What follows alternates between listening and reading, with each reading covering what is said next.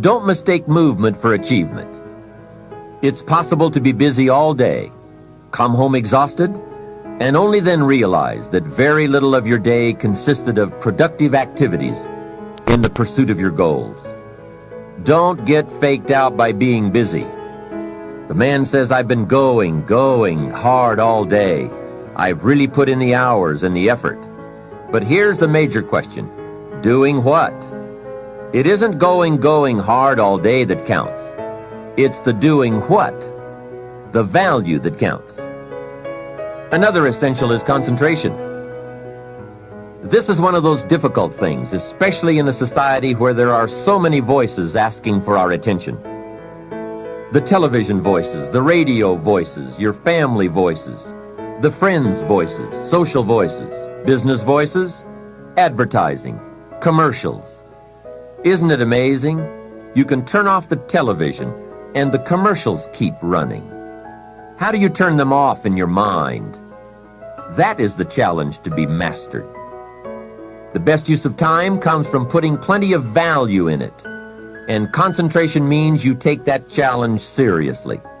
It's called careful investment for maximum results. Concentration. The big sports stars will tell you the cost of not concentrating. Just a little slip of concentration, and they put one by your feet.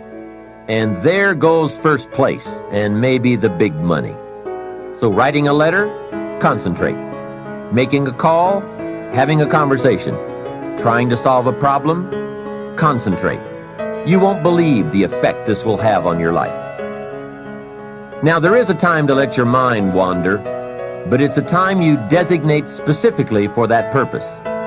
At that appointed time, you can go off for that walk on the beach, or that drive to the mountains, away from business. Let the breezes blow and your mind soar. Do some dreaming. That's healthy.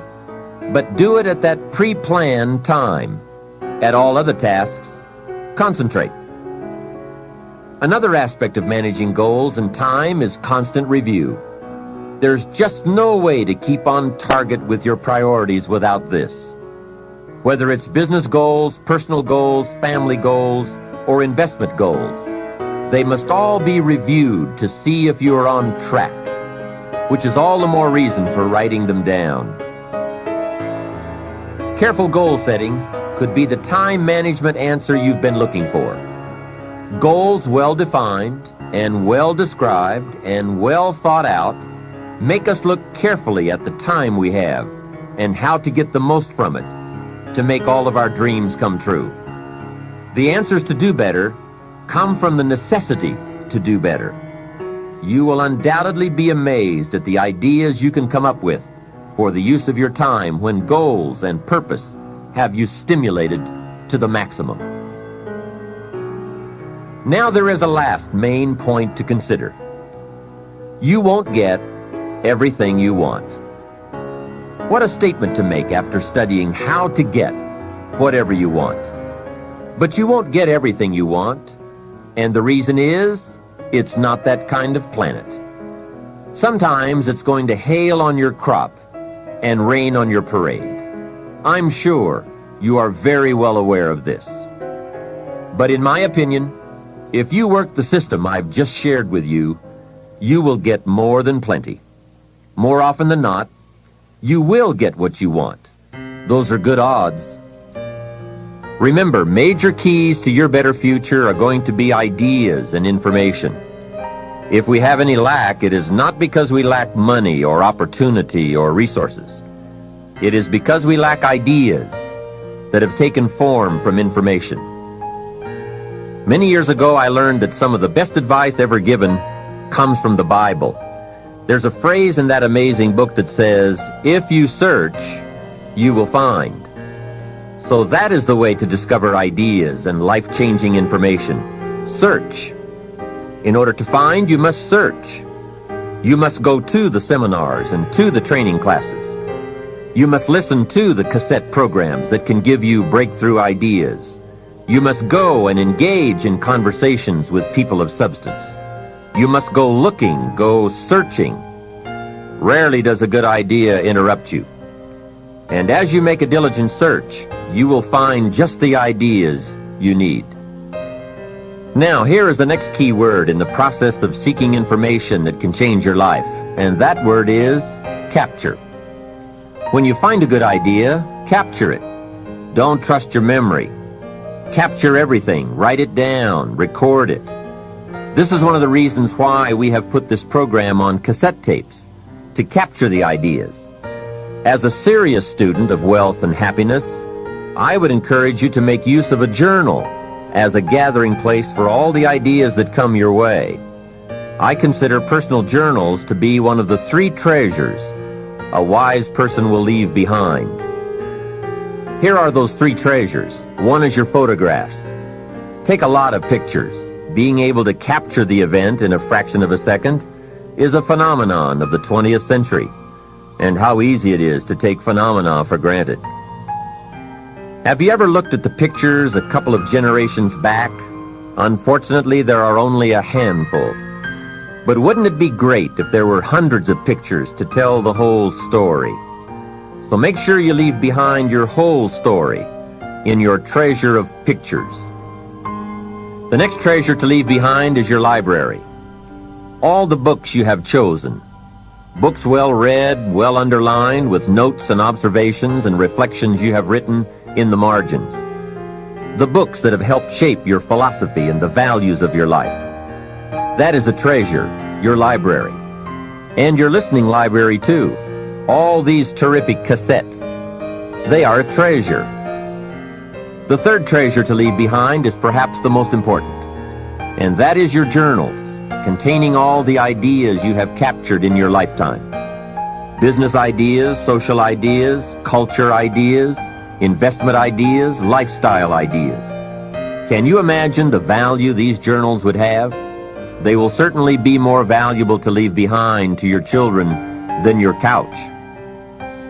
So, get serious about your search for information and ideas, and about leaving that information behind for future generations. Here is the next key word for expanding your life for the better. That word is review. Go back over all your life experiences. Learn a skill called reflection. Pondering life's events with the intent of learning. That is so important. I call it running the tapes again. The events of your life are some of the best sources of information. Don't merely go through your days, get from your days. Be aware of what's going on around you so that you will drive the grooves in the record of that day deep into your consciousness. Here are some good times to reflect. First, at the end of the day, take a few minutes and go back over your day. Where you went and what you did and what you said, what worked and what didn't. What do you want to do again? What do you want to correct?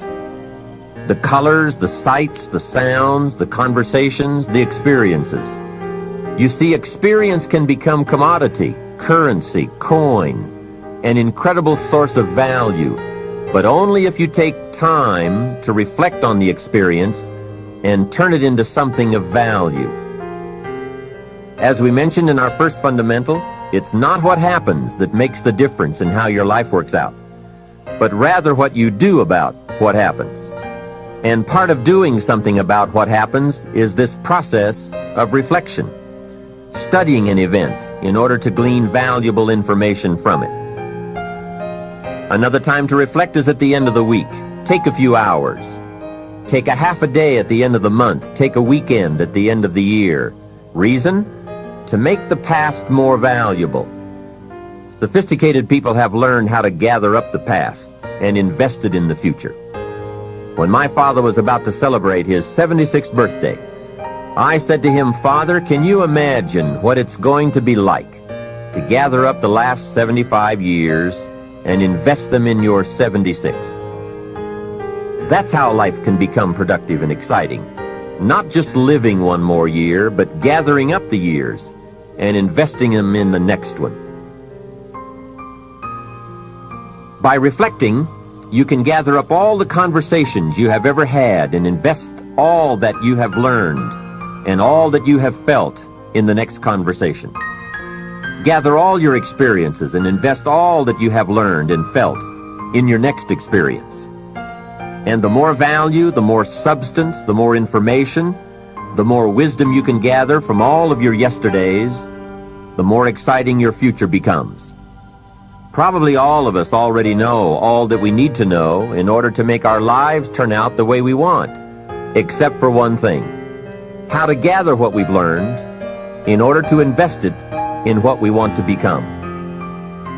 So start a new discipline that can lead to wealth and happiness. Find out how things work. Never let it be said you didn't find out. Now let me give you a qualifying phrase. You may not be able to do all you find out, but make sure you find out all you can do.